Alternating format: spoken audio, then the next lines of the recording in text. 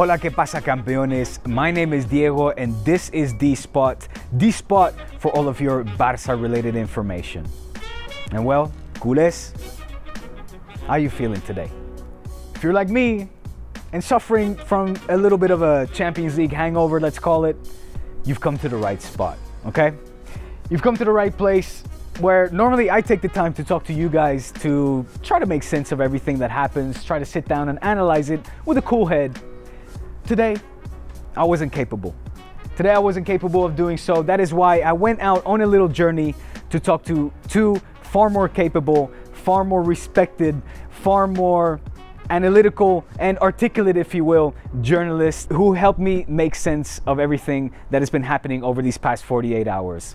I went out to talk to Simon Hanley from LaLiga TV, as well as Graham Hunter from ESPN, UEFA, as well as LaLiga TV, who were so gracious enough to sit down and make me feel, I guess, a little bit better. Yeah, I guess I feel a little bit better after this, what we could call therapeutic session. I hope you guys will enjoy it. Sit down, relax, and follow me on this journey.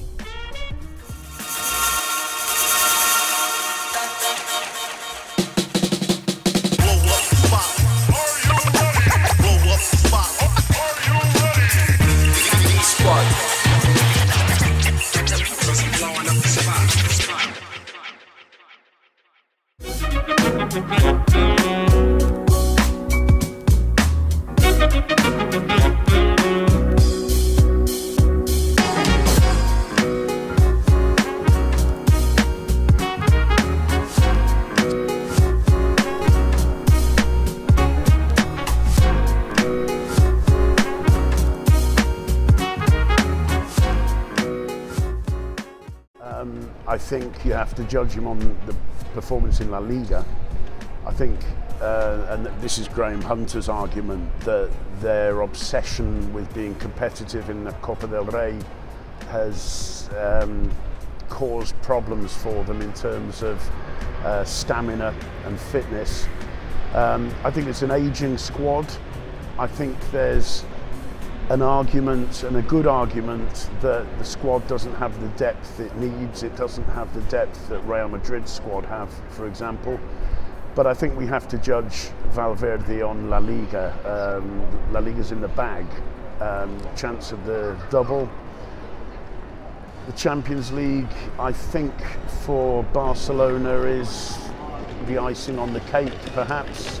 It's tremendously disappointing, of course.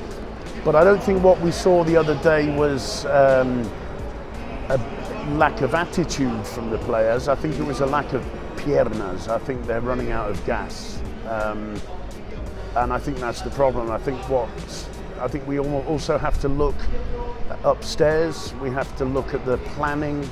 We have to look at the planning of the squad, and I'm convinced Barca lack depth, and that's the main problem.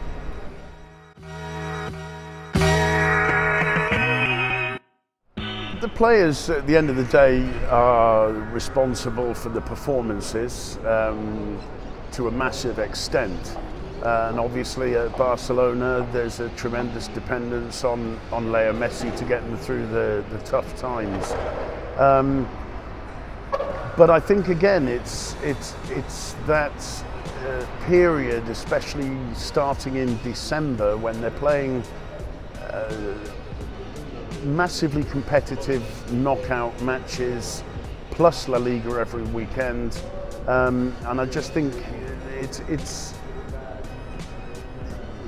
it's not that the players aren't responsible, it's that the players aren't getting enough rest.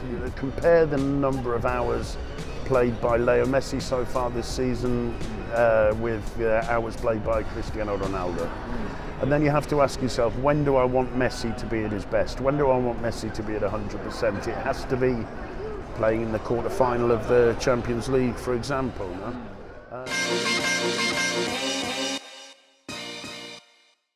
In terms of Valverde in a 4-4-2 or 4-3-3, he's clearly more pragmatic than previous Barca managers, and it's worked pretty well so far. I think it's ridiculous to say that this has been a failure of a season. I mean, we're talking about a man who's led Barca to 31 matches unbeaten in LaLiga, which is pretty good going.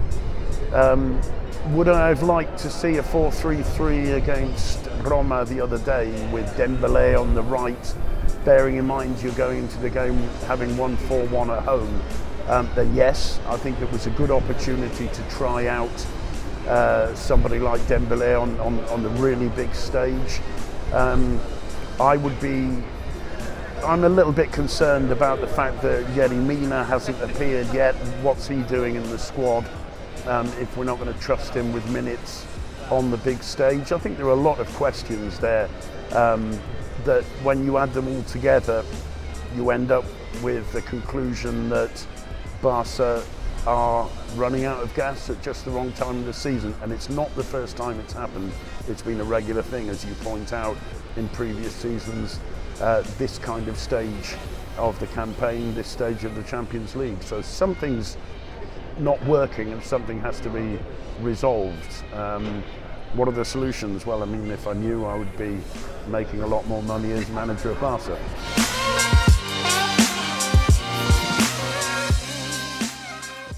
In terms of loving football, no. I think the world of football deserved 30 minutes more of that match last night. It's interesting to me that FIFA aren't taking a single British referee to the World Cup this summer, and yet UEFA put Oliver in charge of the game last night. I think if you're going to call a penalty on 92.5 minutes in the second leg of a quarter-final of the Champions League, you've got to be 110% certain it's a penalty. I don't think you can be 110% certain that was a penalty. I think Lucas Vázquez had no intention of playing the ball, no intention of scoring the goal. His only intention was to go down and convince the referee to point to the spot. That's not the way I understand football. If you've got the rules in your hand, you can understand the referee's decision. I think if you've got any feeling, any romantic feeling for football, that should never have been given. We deserve to see extra time, and Madrid going through by beating Juventus in extra time, something they weren't able to do. I don't like people whose aim is to cheat the referee or trick the referee, and I think that's what Lucas was doing. I think if he could have scored, he should have scored and not depended on the black arts.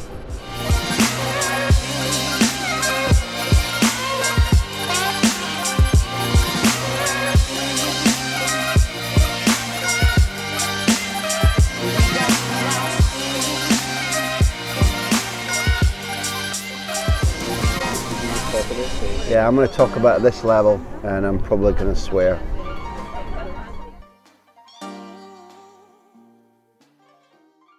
I think that first of all, I want to puncture the kind of climate, because the climate is what they say here is vantajista. Yes. Everybody jumping on top of him, not simply because they were embarrassed by the performance, by the result, by elimination. And at that stage, what you have to do is filter through all the rubbish, the idiots who just speak from the heart and don't engage their brain. Once you sort of filter through that, my perspective is that on the night and in the build-up to the night, Valverde has some culpability, but it's like the things that make him strong also made him weak. He's been coping with a really difficult situation all season, posting record numbers, because immediately before Rome he equalled a long-standing record of 38 Liga matches unbeaten. That's not by fluke. He's a guy who managed to get the best out of really important players, who I think noticeably has begun to get better out of Dembélé, has begun to get better out of Semedo. But for example, what the style of performance and the result and the lack of a second or third gear proved about his squad was something that had been showing for several weeks. So for example, both performances against Chelsea, left you able to say that Chelsea could easily have got more out of each game. They should have won in London, and they should have scored once or twice in the Camp Nou. Whether Barca then go through by outperforming them and scoring more than them in the Camp Nou, but 3-0 was a false reflection. The really serious nature of the way in which Sevilla just tore Barca to shreds for about 70 minutes was not a reflection only forward to what would happen in Stadio Olimpico, but from my eyes it was a reflection back to the period around the Las Palmas game in the Camp Nou, when I was very cynical about Barcelona's chances this season. I felt that they didn't know how to pass to each other, they looked flat, they looked uninspired. It was a reflection back to the 4-0 defeat in Paris, the 3-0 defeat in Turin, and therefore, first of all, the guy who solved the problems that were evident in those performances was Valverde. He engaged his players' minds. He got them to both understand and accept what has basically been a 4-4-2 for, say, 90% of the games. And if you exclude Dembele, even then it's a 4-3-3 alternating with 4-4-2. That worked. It made them really hard to beat.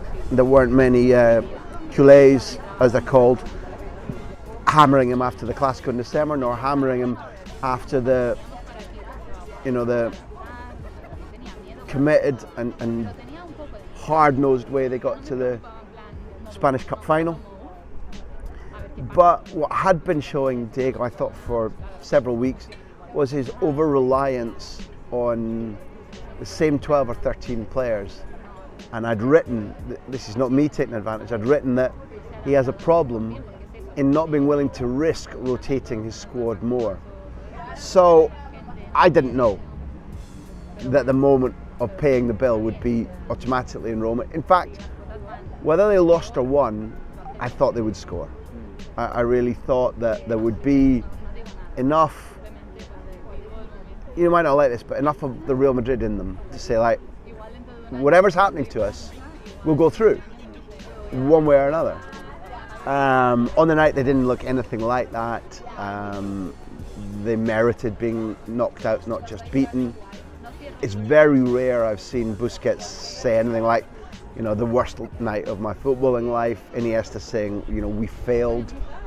All the players saying that Roma merited their victory. They know deep down that they not only were well beaten, but what was strange was that they were uncompetitive. I think that's a really big word that football players use to me all the time. When it's not quite there, you compete. Now, I'm not a hypocrite. Barcelona have had that all the way through the modern era, from 2003 onwards, when they lost it for 2 years under Rijkaard, they found it back under Guardiola. When tiredness took it away from them towards the end of the Villanova era, they found it again because under Tata Martino, they probably shouldn't have run as close to the league last day, the cup final, beaten by Real Madrid, as they did. It was their cussedness, their backstreet willingness to fight that got them through, and that's part of what's got them to this stage. So seeing that absent in Rome told me that there was physical and mental exhaustion, and there's where Valverde doesn't have the blame for abandoning 4-3-3. I'm a Cruyff believer. I'd rather see 4-3-3, but if you don't have the opposite players, don't play it. You can't. They don't have the opposite players for that system yet. Valverde's idea about changing to 4-4-2 was working, and where he might have adjusted the build-up over a handful of weeks to that Roma tie would have been in finding a way to get more from Gomez, finding a way to get more from Dean until he became injured, finding a way to get more from Alex Vidal, finding a way to get more from Paco Alcacer, so that they felt engaged, so that their training performances went up and the first team regulars were pushed and tested more, and so that when it counted, probably as early as half-time in Rome, he could have gone, okay, where do we go here? Something radical's needed. You and you are backup players, but over the last 5 weeks, you've been trusted, you've been shown the way, you're coming on. And this isn't a Barcelona Blaugrana point. The modern era of clubs and players wanting to win the national titles, but the media, the fans, the sponsors, those who appear to bestow glory, saying glory lies in the Champions League. If you're trying to tie those two competitions together, one, you need a big squad, but two, you need a coach who's willing to either use it or clear it out or revitalise it. So that the culpability for that performance lies wholly shared between the players who didn't force their way into the reckoning over the last 3-4 months. Gomez, Alcácer, Semedo playing more. Vermaelen took his chances whenever he was offered them. He took those chances. But the blame between them, Valverde's stubbornness in not pushing them and using them more, and being unwilling to risk losing the league when they've got a gap which has been unassailable for weeks, and they could have afforded to say, as Zidane has done over and over again and been humiliated for, we can change the 11 here, take a risk, ask them to win, and if they don't, and even if everybody's on our backs, the gamble is our lead is unassailable, but we're now planning for a different competition. And the ultimate flaw stands with the board and the football director, because there is no question whatsoever that the resources Valverde has been given overall, including Coutinho too late to be of any use during the season, Dembele for a price which is ridiculous, and he's found adaptation really hard. Valverde has coped really well with the situation in which he found himself, but it latterly overwhelmed him a little bit and cost him the manner of the defeat in Rome.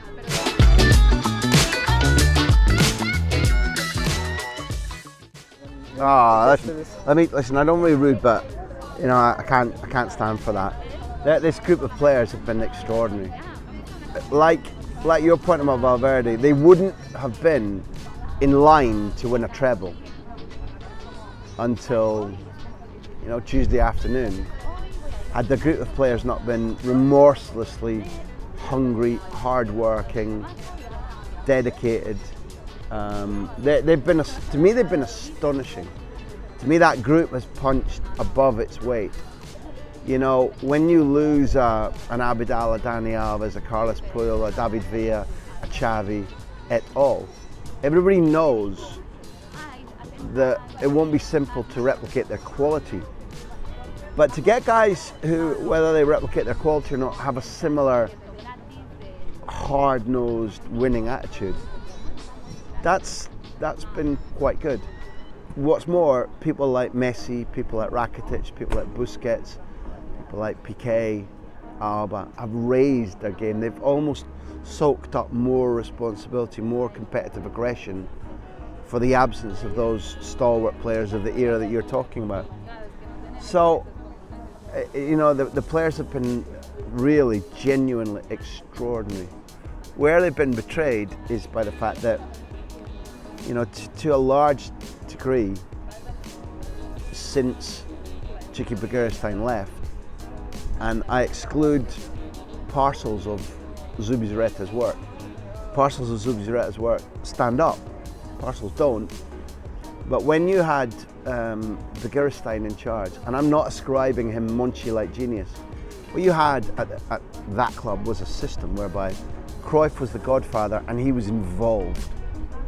It wasn't just his ethos or his teaching or what he left behind, he was involved. Underneath him there was a president who believed upwards and believed downwards. Begiristain then was the kind of nervous system that would go out and match the teachings and the demands coming upwards from a brilliant coach, but also a Cruyff-believing coach. It's called a system, Diego. It's called coherence. Now, again, snapping your fingers and re-achieving that is very, very difficult. I believe I know how that can be done. That answer's not for just now. But when supporters of Football Club Barcelona start talking about 4-3-3 and 4-4-2, 4-4-2 is no longer a prohibited term. No. You can't say 4-4-2 is not a Barca style. That's rubbish. 4-3-3 is the Barca style in inverted commas if you have a board committed to backing that philosophy, if you have an academy committed over years to teaching that philosophy, if you have a football director who understands the demands of how to sign for that philosophy, if you've got a coach who believes in that philosophy intrinsically, inherently, and will dictate it, will teach it, will weed out the players who can't manage it, will promote players, who knows, for example, like Alenia. There's another one that Valverde must look back and go, was his time 6-7 weeks ago when he should have been playing regularly and relieving perhaps Rakitic or Iniesta of some of the overload which was so evident in Sevilla, against Chelsea and against Rome. Rakitic, I think, has been almost very close to being player of the season, but to play as many games as he had, turning 30, to play in Dallas, to come back with jet lag from the Croatian trip and be dragged around the pitch in Sevilla, be, I thought, very nearly the best player against Leganés. He's been extraordinary, but you could see that the petrol was running low.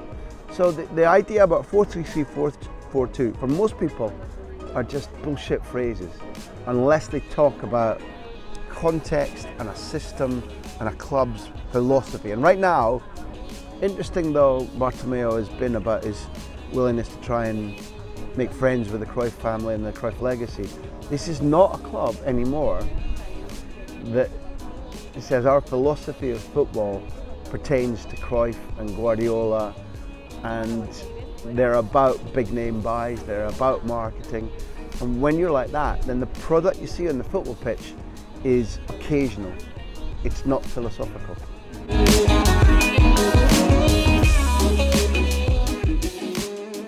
This doesn't just pertain to Real Madrid. Number one, you know, they spent the first half of the season playing embarrassingly. They were not using up physical or creative juices. They had relaxed because they'd won everything. The minor relaxation left them vulnerable. Going out of the cup left them with energy. I think Barcelona played something like 13 games in 34 days of that order. Madrid didn't. I think it's important also that what has changed at Barcelona is something that's been fundamental since about 1988 has now, if it hasn't gone, the remnants of that Cruyff idea are left in Piqué, Busquets, Messi, Iniesta. It's about it. Madrid's personality and idea about football and what the Champions League is hasn't changed an iota from 1956. You know, their fans might view it a little bit differently, but as a club, as an entity, as a squad, they care about winning. When they were 3-0 down, throughout the time that they were 3-0 down and being embarrassed by the scoreline and the prospect of going out at home in what might well have been their worst ever European result at home, might have been, they kept on playing with exactly the same belief and attitude, and we don't care how we look, we don't care if the arse is hanging out the back of our trousers. You know, we don't want to look like the swan with the, you know, the white bit that's elegant above the surface. You can see our little yellow web feet paddling like fuck, as long as we go through. Now, we're not talking about the incident that puts them through. They only care about the result and the trophy. If they can add filigree and style and 6 goals, they will. But all of that is a bonus. And you talked about killer instinct. That's not what the thing that I'm talking about. It's about competitiveness. It's about you're on the ropes. Your killer instinct is when you put your opponent down when you have the chance. The thing that is biggest for Real Madrid is we're not dead. We're not gone. We're still in this. It's entirely reminiscent to me of some of the Italian eras, but when I was growing up, and for many years until I became a full-time journalist, that was the German footballing attitude. You know, you have not finished us off, and until the janitor turns off the lights, locks the stadium, and everybody's gone home, the game's not over. Now Madrid have that, and the only times I've really seen Barcelona having that was under Guardiola. And I'm not convinced that exactly the same ethos dominates the Barca squad. You could drop Iniesta or Busquets or Piqué or Alba, Suarez, Rakitic into that category and say, yeah, identical. But is that dominant across, as a central part of their DNA, right across the Barca? Well, for example, the guys who rarely play at Barca, if you compared them to, Vallejo or Lucas, or how Asensio and Isco need to, mount the magic revolving door to stay in contention. Even hell's teeth Borja or Llorente when they finally get a chance. There's something about the atmosphere or about what you sign up for there that, and it won't always be enough. It doesn't make them perfect. It doesn't make them, the shining holy grail of all that's true in football. I preferred watching the football that Xavi and Iniesta and Busquets and Messi and Puyol and Piqué and Alves performed under Guardiola. That's my taste of what I want to watch, was that. In the meantime, what will get my hackles rising, the goosebumps there, and get me buying a ticket or my nose pressed to the screen, is the way that Madrid are like, you ain't beating us. I love that. That's sport, man. That's brilliant. And that's what got them through. And that's what was one of the things that was patently missing in Rome.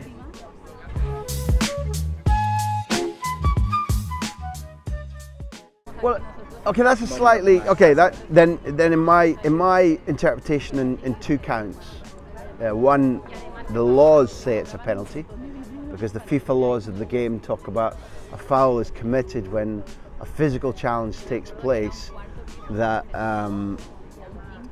is out of control or physically knocks the other player down, irrespective of whether the ball is gained or not. So while I thought Benatia's challenge was not irresponsible, but a rush of blood to the head, because players, you have to assume, read the laws or know the laws, and the laws say that better tackles than that come from behind, that are clearer, that don't go through the legs, that seem to get the ball, that once would have been lauded as a piece of genius. FIFA laws have changed so much that they're no longer allowed. And that's in non-contentious middle of the pitch situations. All the people who have been falsely arguing that Michael Oliver should have thought about the importance of the two teams, or the fact that it was late on, or there were extra time coming, that's not what referees are paid to do. If they interpret the situation like that, they get marked down, they don't get more games, because the law says judge on the moment. And you have to judge in the moment, because as soon as that rubbish that's being peddled about right now, peddled about by Buffon and Buffon sympathisers, like, oh no, in making the decision you weigh things up, like Buffon actually said, weigh things up about the first game, the last leg. Fucking grip, Gigi. But as soon as you're like, hold on, let's just think about the moment rather than the decision. What does the law say? So it's only a minute gone. Looks like a penalty. Well, it's too early to give a penalty. Well, that's really unfair at the other side. They probably got there as soon as they could, but they're a little bit asleep. So I'll tell you what, let's not give that one either. Bullshit. Zidane headbutting Materazzi in the World Cup final. Materazzi deserved to get a punch in the face. Zidane dealt out justice. The referee goes, oh, I've heard the two sides of the stories now. Materazzi abusing his family. Yellow card only. Fuck off. There are laws for a reason. Now, second part of the argument, I've got it clear that the law says that Oliver was right. What we have to acknowledge, or we're not grown-ups, Diego, is that whatever we thought of the decision live, everybody has looked at it again, which Mick Oliver didn't have the chance to do. Now, in that situation, when you see that, when you see Benatia's size, when as the referee you can't see the ball because Vasquez is in the way. So when you see him going through from behind, and irrespective of all the chat about, which I disagree with, but people are like, did Vasquez start going down before? to me there was no question that there wasn't a dive. But if people argue, well, I have doubts about the decision, and there are camera angles which make it look absolutely stick on, and there are camera angles where you're like, the raised hand doesn't seem to get there quite as quickly as Benatia's body does. Oliver gets one shot at it, one shot. He can't see Vasquez, he can't see the ball, but he knows that the ball's not available to Benatia, and Benatia goes through the player. On the balance of doubt, on the balance of what you can see, I think the reasonable decision is to say penalty. Now in this country everybody will say, but it's Real Madrid. That's what they all, it's not Michael Oliver's problem. It's like when you go to a jury case. You sit there and you judge not on whether you like the look of the man or the woman in there, the colour of the skin, you judge on the evidence. So even if there are people watching your video here who think I don't like Madrid, or I don't like the way they got that goal, or it's my feeling that Vasquez took advantage, I think if you put yourself in Michael Oliver's position and it's clear that none of his assistants are giving him alternative information, at that point I think it's clearly reasonable that you give the penalty. And if people want to argue, well, maybe a Spanish referee might not have done, if people want to argue that there was a riff-raff between the referee at the weekend in the Madrid game and Lucas Vasquez, fine, but it's irrelevant.